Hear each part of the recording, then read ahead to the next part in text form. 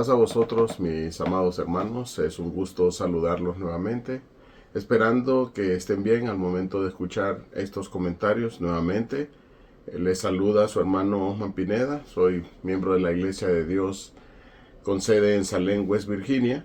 Y semana a semana estamos presentando estos comentarios de la escuela de sabática. Y en esta ocasión, hermanos, nos toca desarrollar una lección muy interesante en la que vamos viendo en el desarrollo de todas estas lecciones cómo el apóstol Pablo, convencido de la salvación presentada a través del Señor Jesucristo, explica a los hermanos de la iglesia en Roma cómo cambió la perspectiva del sacerdocio levítico al sacerdocio de Melquisedec. Y en su afán de que sus hermanos, según la carne, o sea, los israelitas, entraran en el plan de salvación, busca de distintas maneras que ellos no se alejen o se alejaran del Señor, lo que finalmente condujo al endurecimiento de ellos, pero a su vez provoca un celo con un pueblo que no es pueblo, los gentiles. Para ambos es importante entender esto, hermanos, porque tanto para los gentiles como para los judíos, cada una de estas situaciones traen como consecuencia la salvación.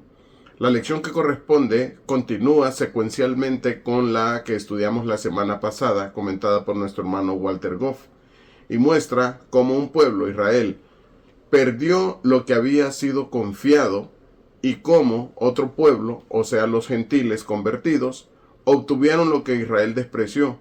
Y de manera recíproca, lo que deja Israel conduce a la salvación de los gentiles, y la obtención de esta oportunidad de los gentiles provocará como consecuencia la salvación de Israel, o en este primer caso las reliquias de Israel, de manera que ambos pueblos serán uno al retorno de nuestro Señor y Salvador Jesucristo.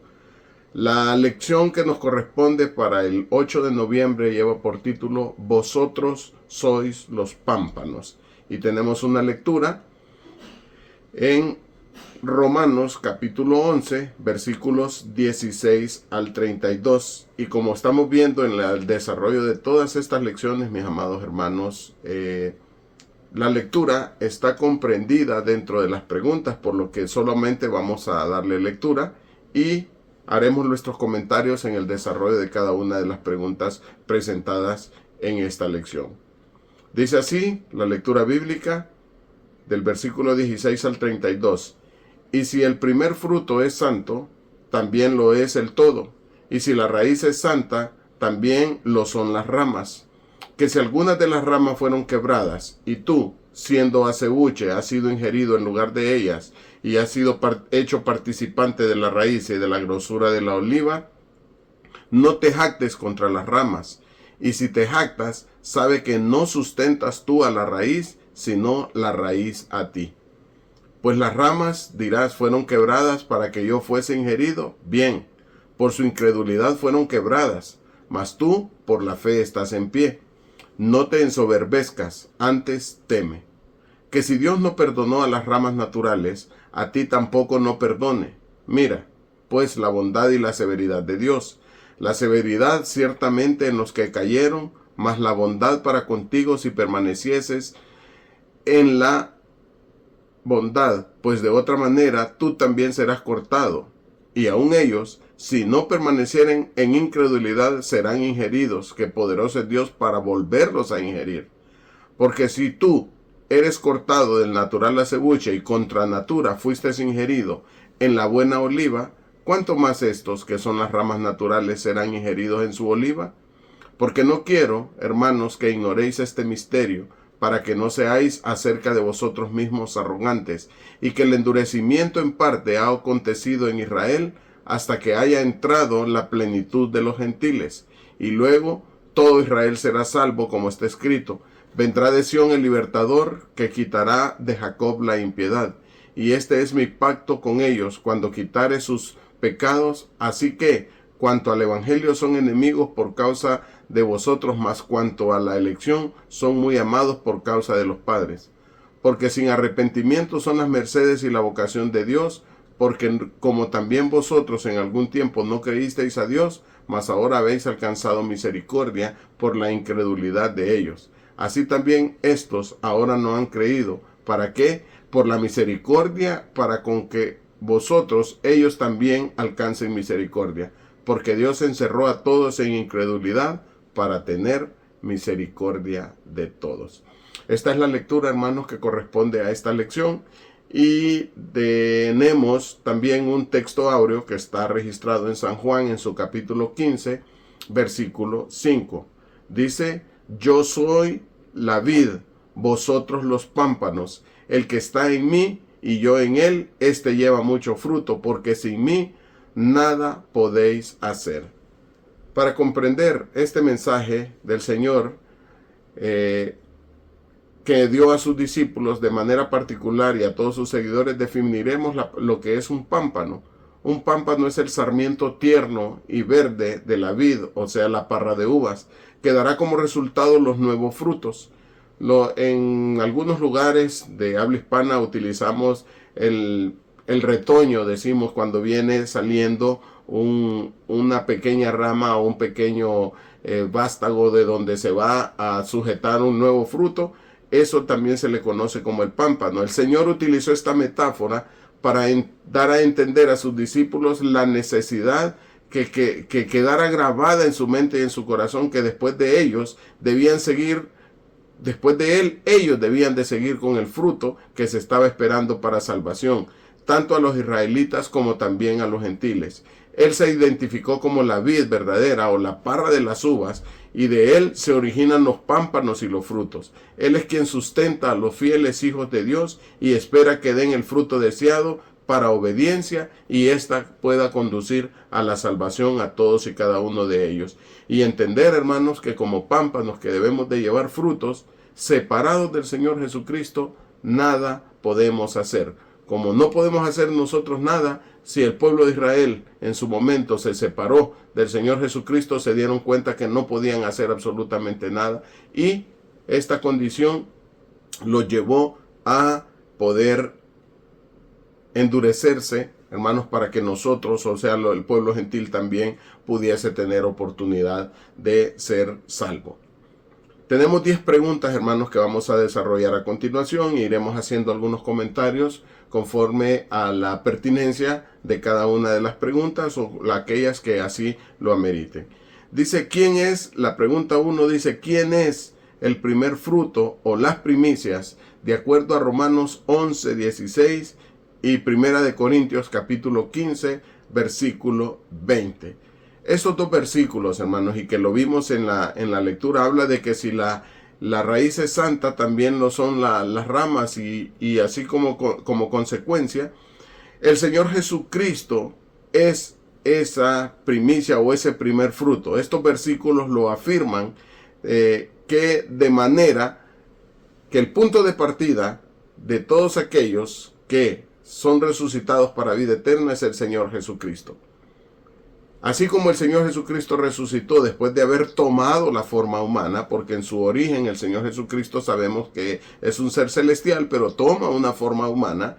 Él es muerto y resucitado al tercer día y recibe la gloria que a cada uno de nosotros nos ofrece. Así que quien da origen a este propósito de salvación para vida eterna es el Señor Jesucristo, con el ejemplo de su resurrección. La pregunta número 2 dice, ¿qué sucedió con las ramas naturales? De acuerdo a Romanos 11, 17, primera parte.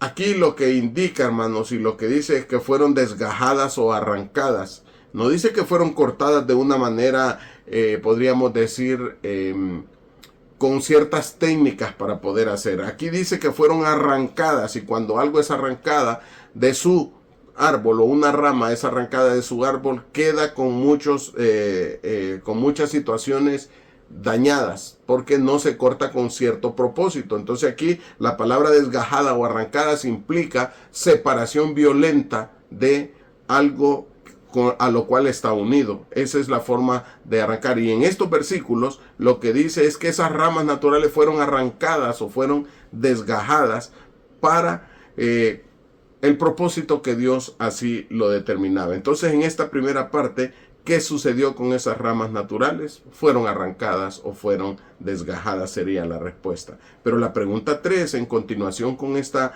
pregunta número 2, nos hace la siguiente interrogante. ¿Por qué? ¿Por qué sucedió esto? Romanos capítulo 11, versículo 20. Dice aquí que fue por su incredulidad, porque el pueblo no creyó en muchas de las manifestaciones de nuestro Señor. Y nos hace aquí en relación a una nota que dice que en una lección anterior, dice la nota, estudiamos acerca del rechazo de Israel al buen informe de Josué y Caleb en Cades Barnea. En Números capítulo 14 encontramos este relato. Sabemos que Moisés envió, ¿verdad?, a 12 espías a recorrer la tierra donde iban a tomarla, y Josué y Caleb trajeron un buen reporte, pero todos los demás traían un reporte malo. Pero ellos, aún cuando vieron el buen reporte que Josué y Caleb les decían, nosotros vamos a poder entrar, la tierra es buena, los gigantes van a ser derrotados porque nosotros vamos a poder con ellos porque estamos de parte del Señor. El pueblo de Israel no creyó en esto. En esta nota se hace mención, hermanos, de este buen reporte de los espías que el pueblo de Israel rechazó. Aun cuando habían visto la mano de Dios por muchos años, ellos no creyeron en las promesas del Señor. Israel se comportó como un pueblo inconstante e incrédulo, y esto le trajo muchas complicaciones, y continuó con este comportamiento por muchos años, hasta incluso el tiempo del Señor Jesucristo. Pero creerán en Él en su segunda venida. Eso lo tenemos claro, hermanos. Pero en esta condición, ellos cayeron en esa incredulidad. Aún viendo todas las maravillas que el Señor había hecho con ellos, tuvieron incredulidad. Y vamos a hacer una aclaración aquí, hermanos. Muchas veces se puede tener incredulidad por no estar convencido. Pero cuando ya se rechaza algo, aún sabiendo, la incredulidad tiene una categoría mayor. Aquí dice que el pueblo de Israel rechazó, aún sabiendo, porque muchos de ellos conocían, y la mayoría de ellos, por no decir todos, hermanos, conocían acerca de las promesas, habían visto la manifestación del Señor, y aún así cayeron en incredulidad. ¿Cómo? Rechazando lo que Dios les decía. Entonces nosotros tenemos, hermanos, que tener un comportamiento de creer verdaderamente en el Señor, ser obedientes a su palabra, porque nosotros ya vimos el desenlace de lo que conduce la incredulidad, y nosotros tenemos que ser creyentes y fieles para obtener las promesas que vienen de parte de nuestro Señor. La pregunta número 4 dice, ¿quién tomó el lugar de las ramas naturales? Las ramas naturales aquí, hermanos, son el pueblo de Israel. En Romanos capítulo 11, versículo 17, en la segunda parte, nos dice que fue un olivo silvestre. En español decimos el acebuche, dicen unas traducciones, ¿verdad? El olivo silvestre, o sea, el pueblo gentil. Este olivo silvestre representa a los gentiles, pero no solo por ser el pueblo gentil, sino porque ha creído en el Señor. Y eso lo tenemos que también entender, hermanos, que es ingerido o es injertado en un olivo silvestre siempre y cuando crea en el Señor.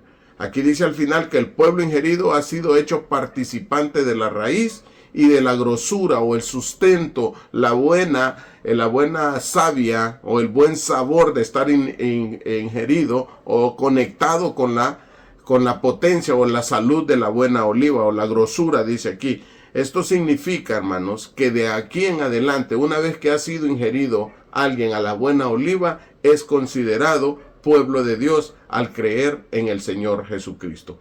Por lo tanto, hermanos, el lugar de las ramas naturales lo tomó el pueblo gentil, que es identificado aquí como el olivo silvestre. La pregunta 5 o el enunciado 5 dice, Pablo escribe que estamos en pie por la fe. Pero la pregunta aquí viene, ¿qué es advertido? Hay una advertencia en estas condiciones. Romanos capítulo 11, versículo 20. Esa advertencia, hermanos, es para todos aquellos que han sido injertados o han sido ingeridos en la buena oliva por su fe, por su creencia en el Señor Jesucristo, porque han aceptado que el Señor Jesucristo es el camino para poder llegar a la salvación. Y los versículos dice que es Romanos 11, en su versículo 20, la segunda parte, hasta el 22. Si miramos aquí, hermanos, la advertencia tiene dos partes. La primera es que el pueblo gentil no se ensoberbezca, sino que debe temer a Dios. Esto conlleva, hermanos, la responsabilidad de comprender el por qué estamos nosotros ahora como pueblo de Dios. Ser obedientes y no creer que somos más que Israel. La segunda parte va en la permanencia como pueblo, en la bondad mostrada para con nosotros los que hemos sido gentiles y ahora somos hijos de Dios. Porque de no permanecer en la obediencia o la fidelidad y fe en el Señor, nosotros también seremos cortados. Dice la lectura asignada a esta pregunta que si Dios no perdonó las ramas naturales, o sea, a Israel, a ti tampoco no te perdone y seas cortado. Mire la advertencia. Primero, no se ensoberbezcan, que no se le suban, como diríamos en castellano, ¿verdad? Que no se le suban los humos a la cabeza creyéndose ya que lo alcanzó todo. Porque si el Señor no perdonó a las ramas naturales y las arrancó para poner a otros ahí, a ti tampoco, que eres un olivo silvestre y que fuiste ingerido, tampoco te va a perdonar. Entonces, hermanos, tenemos que tener claro que la advertencia va primeramente en no ensoberbecernos y hacernos creer mucho más de lo que debemos de pensar. Debemos de pensar con cordura, entendiendo que es la misericordia de Dios y a través de la fe en el Señor Jesucristo que nosotros hemos llegado a esta oportunidad. Pero si desobedecemos y no nos mantenemos fieles, también vamos a ser desgajados como en su tiempo fueron cortados el pueblo de Israel, representado aquí por las ramas naturales y el injerto por el pueblo gentil. La pregunta 6 dice, ¿se puede revertir el proceso? De acuerdo a Romanos en su capítulo 11, versículos 23 a 25, está hablando del proceso de que fueron arrancadas las ramas naturales. ¿Si se puede revertir? Por supuesto que sí. Pero ¿de qué manera, hermanos? Si ellos son las ramas naturales y están recortados, están arrancados, pero si ellos reconocen y obedecen, serán ingeridos nuevamente en su natural oliva, ya que la oliva silvestre del pueblo gentil fue ingerido contra naturaleza. Mire cómo habla este versículo. Dice que si tú, siendo olivo silvestre o acebuche, fuiste ingerido contra naturaleza, cuánto más será la forma en cual ellos van a poder revertir ese proceso para que puedan ser ingeridos nuevamente a la buena oliva. Entonces este proceso sí se puede revertir y se revertirá a futuro cuando nuestro Señor y Salvador Jesucristo aparezca y quite de Jacob la impiedad. Y eso lo vamos a ir viendo en el desarrollo de las escuelas o las lecciones que corresponden más adelante. La pregunta 7 dice, ¿qué pasará en el futuro? Y esto nos abre la oportunidad para poder entender qué pasará en el futuro. Dice Romanos 11 del 26 al 27 e Isaías 59, 20 al 21. Dice, y luego todo Israel será salvo. Israel será salvo, mis hermanos. Pero es de entender que estos versículos nos dicen que todo Israel será salvo. Pero el Espíritu de Dios nos hace comprender que todo aquel que se vuelva de su iniquidad y de su incredulidad, como dice Isaías 59, será salvo. El Señor no salvará a nadie que no sea obediente y crea en su palabra, mis hermanos. De esta manera comprendemos que las ramas naturales fueron quebradas por su incredulidad y no serán ingeridos nuevamente a la buena oliva si no cambian y son obedientes. Así que todo Israel, aquel israelita o todo Israel que crea en el Señor y se convierta, será salvo. El Señor no va a salvar a nadie que no crea en su Hijo Jesucristo, que no crea en Él, que no crea en sus promesas, indistintamente que sea judío o israelita o sea gentil. Si los gentiles no creen en el Señor Jesucristo, no van a ser salvos. Si no creen en el poder salvador del Señor Jesucristo y aceptan su sacrificio, no van a ser salvos. Lo mismo del pueblo de Israel, porque ya fueron arrancados una vez por su incredulidad. Y si ellos al futuro no creen en el Señor, tampoco van a ser salvos. Pero a todos aquellos que cambien, que dejen la manera de creer y crean en el Señor Jesucristo, dice la palabra de Dios, que ellos van a ser nuevamente conectados. Y el pueblo de Israel, entonces, que esté en ese momento y que crean en el Señor Jesucristo, todos ellos los que crean. Por eso dice, todo Israel será salvo. Todos los que crean en el Señor Jesucristo, al momento en el cual el Señor cumpla con todas las señales establecidas para el pueblo de Israel, hermanos, y ellos reconozcan.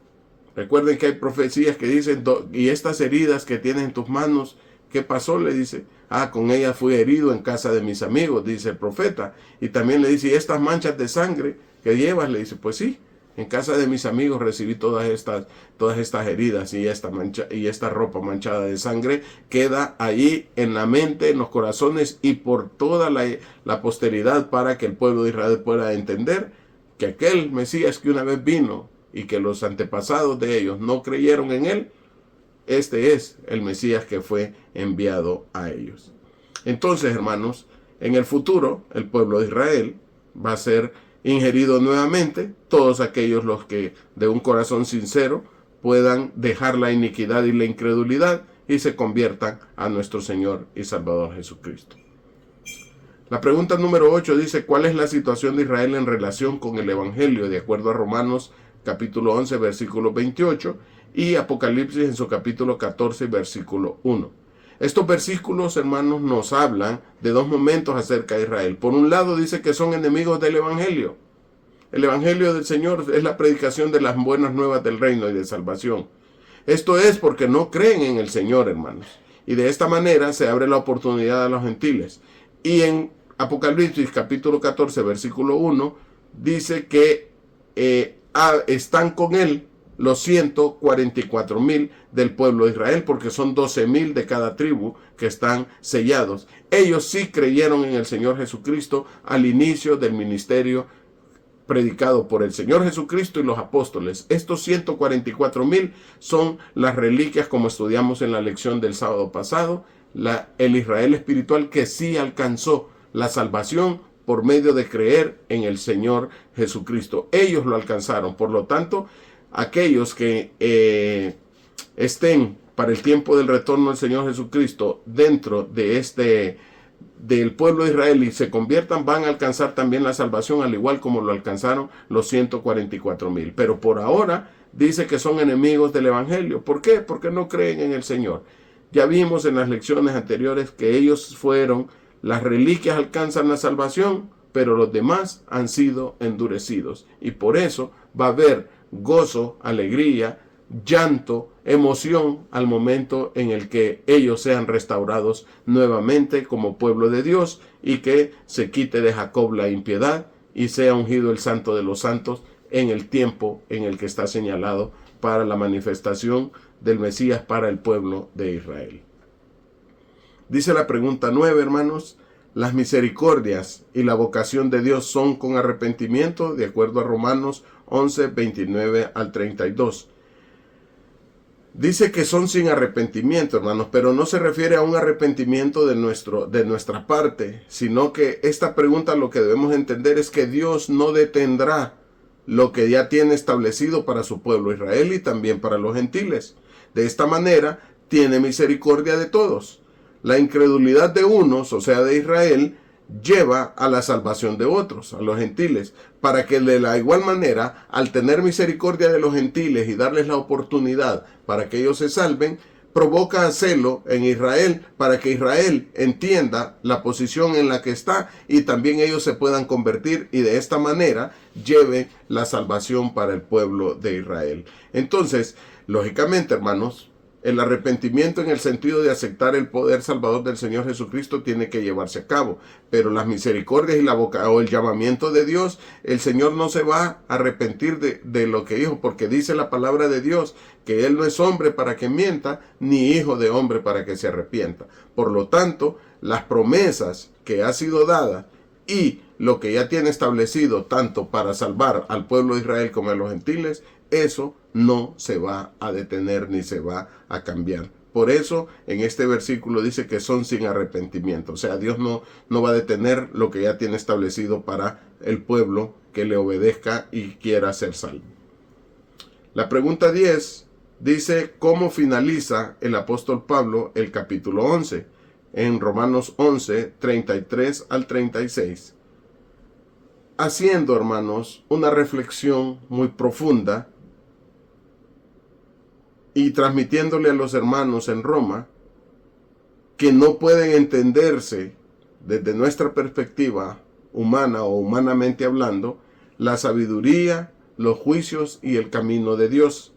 Esto está hablando, hermanos, de todo lo que ha venido pasando con el pueblo de Israel y cómo también se dio las condiciones para que los gentiles entraran. Muchas veces ellos no lo podían comprender y por eso eran el roce y los pleitos en aquellos hermanos al principio, que algunos querían que siempre se estuviera cumpliendo toda la ley que estaba vigente, pero se desentendían del Señor Jesucristo. Y el apóstol Pablo trata de explicarles que el Señor Jesucristo es el punto central de todo.